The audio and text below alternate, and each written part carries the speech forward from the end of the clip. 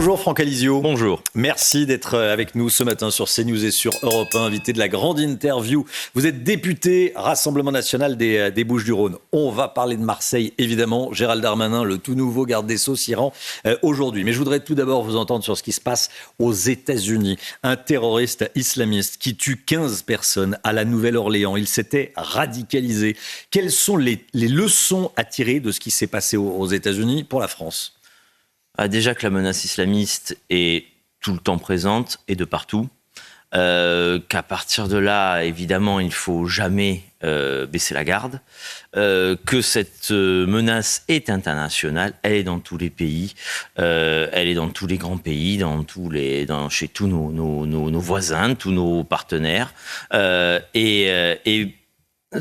moi, je me suis souvenu d'une proposition qu'avait fait Marine Le Pen en 2022 et même en amont, qui était il faut que puisque ce problème est international, puisque ce problème concerne tous les grands pays, puisque ce problème est un problème de sécurité par excellence pour tous les peuples du monde, mais il faudrait que l'OTAN s'en saisisse. Il faudrait que la lutte contre l'islamisme soit une priorité, y compris d'une organisation militaire internationale comme l'OTAN. Voilà. Et c'est que l'OTAN se concentre pas que sur Vladimir Poutine, mais également sur la lutte contre l'islamisme. Exactement, Vladimir Poutine et d'autres. Et d'ailleurs, tous les combats sont nécessaires, mais celui-ci est complètement oublié. La lutte contre l'islamisme. Exactement. Or, il est prioritaire et aujourd'hui, ce n'est pas du tout une priorité dans les missions de l'OTAN. L'homme qui a frappé à la Nouvelle-Orléans avait été militaire américain. Il était devenu ensuite agent immobilier. Un profil de fait passé sous les radars, difficilement détectable. C'est inquiétant. Évidemment, mais ça rappelle le profil des terroristes du 11 septembre. C'est-à-dire des terroristes qui étaient tout à fait intelligents, éduqués, qui avaient même appris à piloter un avion. C'est pas si simple que ça. Ce sont des cellules dormantes. Et le plus grave, c'est que le terrorisme alterne toujours entre des moments où il est dormant, où il se construit dans l'obscurité, où il avance, et des moments où il frappe. Et je rappelle à nos concitoyens, parce qu'on est obligé de le rappeler, que la France est en première ligne, parce que sur les 20 dernières années, il y a eu autant d'attentats terroristes en France que dans tous les autres pays de l'Union européenne réunis. C'est-à-dire que nous sommes en première ligne, et la France est frappée beaucoup plus souvent qu'à son tour. Donald Trump a fait le lien entre ce qui s'est passé à la Nouvelle-Orléans et l'immigration. Vous le faites aussi. Y en a-t-il un ? Et si oui, quel est-il ? Encore une fois, la religion native aux États-Unis, ce n'est pas l'islam. Donc l'islamisme est une perversion de l'islam. Donc à partir de là, évidemment qu'il y a un lien avec l'immigration. Encore une fois, un trop plein d'immigration amène à un défaut d'assimilation. Ce défaut d'assimilation permet une radicalisation et permet évidemment un terreau du terrorisme. Je voudrais vous entendre évidemment sur Marseille. Gérald Darmanin se rend à Marseille aujourd'hui. Franck Alizio, vous qui êtes député RN des Bouches-du-Rhône et invité ce matin de la grande interview CNews Europe 1. Qu'est-ce que vous attendez déjà globalement de cette visite de Gérald Darmanin à Marseille ? Est-ce que vous en attendez quelque chose ou rien du tout ? Dites-nous. Vous, pour une fois, que ce soit suivi des faits. Et je me fais peu d'illusions, comme la plupart des élus marseillais, et surtout la plupart des Marseillais, je me fais peu d'illusions parce que ces deux ministres sont malheureusement aujourd'hui et ont malheureusement vocation à rester des ministres de la parole, des ministères de la parole. La dernière fois que j'ai vu Gérald Darmanin à Marseille, c'était à l'occasion de l'opération Place Nette XXL. L'opération Place Nette XXL, on allait voir ce qu'on allait voir. C'était une grosse opération de police sur le trafic de drogue dans les cités à Marseille. Bien, des centaines d'interpellations. Quelques dizaines de personnes écrouées, donc au final, véritablement en prison. Vous avez bien compris. Mais est-ce que là, vous ne lui donnez pas raison en disant le sujet, c'est la justice ? Oui, mais le problème, parce que les policiers savent interpeller, savent détecter. On ne sait pas punir. Typiquement, les cellules d'isolement. Isoler les trafiquants de drogue. Les 100 plus gros trafiquants de drogue. Une bonne idée. J'ai proposé un plan Marseille en ordre il y a maintenant plus d'une année. C'était dans les 25 mesures dans ce plan. Le problème, c'est qu'on l'attend depuis des années. Et il y a aujourd'hui au Beaumet 700 cellules. Vous savez combien il a de cellules d'isolement? 17. 3%. Donc la conséquence de tout ça, et vous allez voir, toujours pareil, tout est lié. La conséquence de tout ça, c'est qu'évidemment, il faut construire des places de prison. Si on veut des cellules d'isolement, c'est-à-dire qu'il faut beaucoup plus de cellules, beaucoup plus de places de prison. Eh bien, ces places de prison, il faut les construire, et personne n'est d'accord. En tout cas, là, les gens au pouvoir depuis 20 ans ne sont pas d'accord pour les construire. Le dernier budget a été voté avec 500 millions de moins. 500 millions d'euros de moins sur la mission justice, sur le budget de la justice. Et par qui il avait été voté ce budget? Par un certain député qui s'appelle Gérald Darmanin. Voilà. Il dit, nous n'avons pas voté ce budget, nous l'avons censuré. Vous voyez, c'est les actes et les paroles. Nous sommes cohérents, ils ne le sont pas une fois de plus, malheureusement. Donc, malheureusement, le duo Retailleau-Darmanin vous rassure pas? Ceux qui disent me rassurent, ce qui me rassurera véritablement, c'est ceux qui le font. Et pour l'instant, rien n'est fait. Gérald Darmanin est au pouvoir, est aux affaires, est au gouvernement depuis 7 ans. Ça discute les ministres en France. Il nous a jamais dit que M. Dupond-Moretti l'empêchait de travailler. Alors dans ces cas-là, il fallait le dénoncer. Et dans ces cas-là, il fallait claquer la porte. C'est compliqué à faire quand on est ministre dans un gouvernement. Mais dans ces cas-là, vous comprenez bien qu'il faut une cohérence. Je veux dire, quand on est au pouvoir depuis 7 ans, on est comptable de ce qui se passe depuis 7 ans. Les 500 000 immigrés qui entrent en France chaque année, ils entraient sous Gérald Darmanin, ministre de l'Intérieur. Le trafic de drogue rapporte énormément d'argent. Les trafiquants cherchent à corrompre, notamment des agents publics, des fonctionnaires, on va être général. Est-ce que ça vous inquiète? Et qu'est-ce que vous constatez? Qu'est-ce que vous savez de Marseille?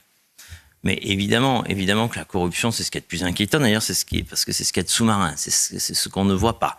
Moi, vous savez, quand on m'a dit, quand on a commencé à comprendre que j'allais avoir un rôle, on va dire, déterminant lors des élections municipales à Marseille en 2026, on m'a dit, ne t'inquiète pas, des amis m'ont dit, ne t'inquiète pas. Vous serez le candidat du RN en 2026. Bon, ça se décidera c'est ce que vous souhaitez en tout cas à Marseille, dans quelques semaines. On m'a dit, si jamais tu l'étais, dans les semaines qui suivront, tu seras protégé. Tu seras mis immédiatement sous protection. Et le risque sur ma personne, ce sera pas le risque terroriste, ce sera le risque du trafic de drogue et la pression de ces personnes en réalité. Donc oui, évidemment, tout le monde est sous pression.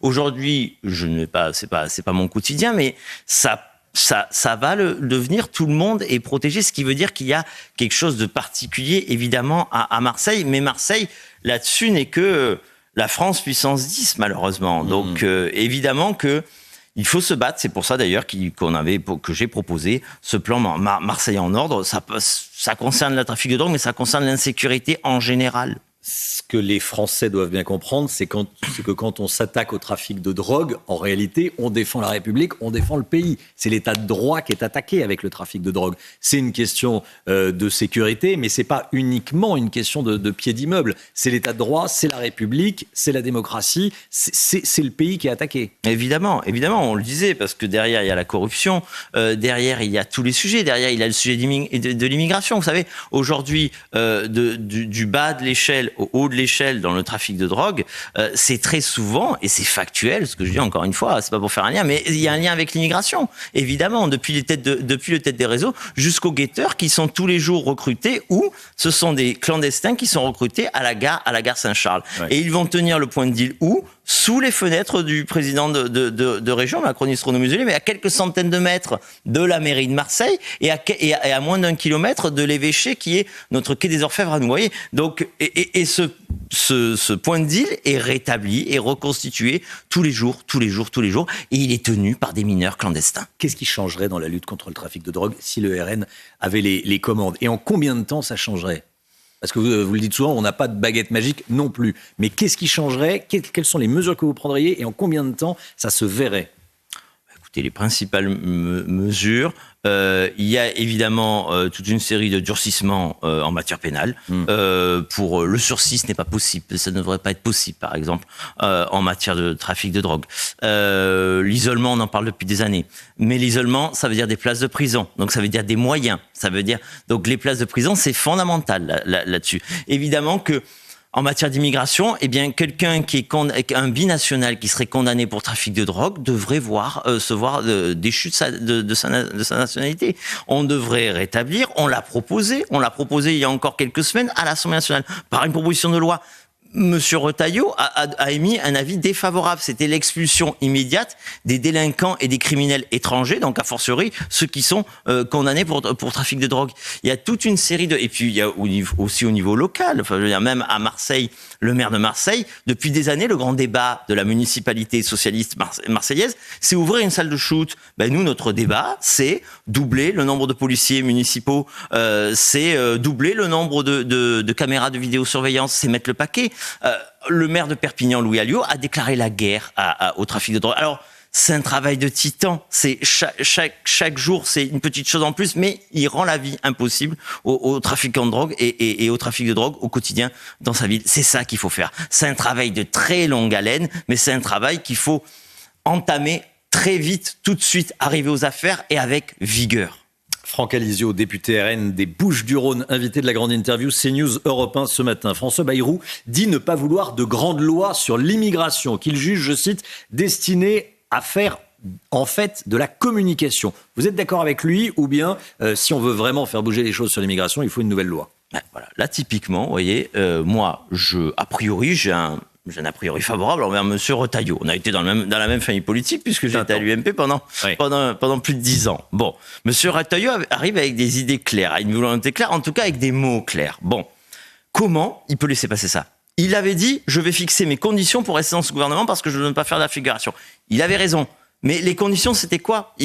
La condition, ça devait être cette loi sur l'immigration. On ne lui demandait pas grand-chose, on lui demandait de remettre sur l'établi la loi que lui-même il avait écrite que lorsqu'il était au Sénat. Cette loi avait été dénaturée déjà à l'Assemblée. Ensuite, nous l'avions votée parce que nous considérions que c'était preuve de notre bonne volonté, que c'était déjà un petit pas. Elle a été encore détricotée par le Conseil constitutionnel et par Emmanuel Macron via le Conseil constitutionnel. Il n'en reste rien. Eh bien, cette loi, ça aurait dû être la condition pour M. Retailleau de rester dans ce gouvernement. S'il n'y a pas de condition, il n'y a pas de conviction. C'est ça le problème. Cette loi, elle est nécessaire. Elle est nécessaire. Donc, elle devrait être une condition. Nous la réclamons et nous la réclamerons d'ailleurs. Et si elle ne vient pas, ça posera un problème, par exemple, par rapport à la censure. Pour l'instant, ce n'est pas une exigence, mais ça le deviendra dans les semaines et les mois à venir. Il faut agir sur l'immigration. S'il n'y a pas de promesse d'une nouvelle loi sur l'immigration, vous censurez à nouveau?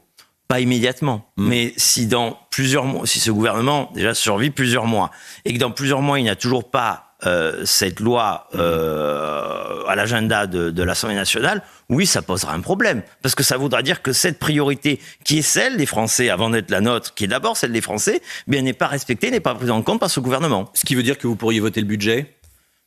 À condition que les fameuses lignes rouges soient respectées. Et vous savez que les lignes rouges ont été à peu près respectées. Nous avions une vingtaine de propositions. Cette vingtaine, on avait priorisé 4. Oui. Sur les 4, donc c'était déjà nous-mêmes, on avait fait un travail de modération. Il y en a 4 sur lesquels on ne cédera pas. On nous a cédé sur 3, c'est-à-dire on a entendu les Français, puisque nous n'étions que les porte-parole de ces Français là-dessus. Et il manquait les retraites. Sur les retraites, voilà. Et nous ne lâcherons pas sur la protection des retraites et du pouvoir d'achat des retraités. Donc, si le gouvernement nous entend là-dessus, alors nous ne censurerons pas le budget qui arrive. Nous ne ferons pas de surenchère, mais nous ne bougerons pas sur nos lignes rouges. Sécurité, pouvoir d'achat, retraite, santé. Le Rassemblement national n'appelle pas à la démission d'Emmanuel Macron, mais envoie quelques messages et on peut lire le sous-texte. Mais il n'y a pas d'appel à la démission. Et vous dites prêt en cas d'élections anticipées. Vous êtes prêt aujourd'hui, le RN, à présider et gouverner la France ? Oui, clairement. Oui, on s'y prépare depuis de nombreuses années. Marine Le Pen s'y prépare de nombreuses années. Manifestement, c'est un souhait également des Français. Donc nous nous y préparons. Le président est maître de son agenda et de son calendrier par définition, mais le président doit également trouver une sortie de crise démocratique à la situation actuelle. Un pays où le président n'a plus d'autorité parce qu'il n'a plus à ses côtés le gouvernement, il n'a plus à ses côtés le Parlement, il n'a plus le soutien des Français, doit se poser certaines questions. Maintenant, il nous a parlé lors de ses vœux de référendum. On a envie de lui dire, mais ça fait 7 ans que vous êtes au pouvoir, vous n'avez jamais utilisé l'outil du référendum, qui est un bon outil. Alors, il n'a pas prononcé le mot de référendum. En plus, tout ça est très ambigu. Mais à chaque fois qu'il y a un recours et un retour au peuple, c'est une bonne chose et c'est un souhait de Marine Le Pen. Donc, quand Emmanuel Macron dit lors de ses vœux qu'il veut demander aux Français de trancher les sujets déterminants, vous comprenez référendum et vous l'attendez. Justement, il y a une ambiguïté, évidemment. Et vous seriez déçu si ce n'était pas un référendum. Dans la formule, si c'est l'énième grand débat ou convention citoyenne où on retrouve encore que de la com, oui, évidemment, un référendum. Et un référendum sur un sujet qui intéresse, qui passionne et qui est utile. Bon, moi, je n'en vois qu'un aujourd'hui à court terme. Il s'appelle l'immigration. Merci beaucoup, Franck Alizio, député RN des Bouches-du-Rhône, d'avoir été avec nous ce matin dans la grande interview CNews et Europe 1. Bonne journée aux Marseillais également. Merci, gros.